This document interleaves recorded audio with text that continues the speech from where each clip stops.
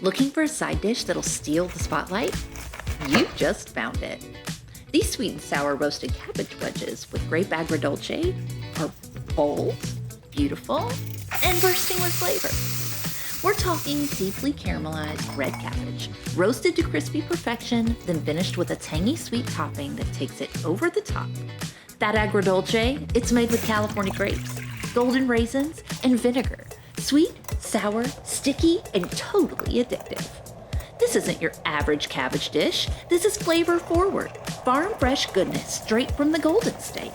Every bite tells the story of California-grown produce, from the olive oil and grapes to the cabbage harvested fresh from our fields.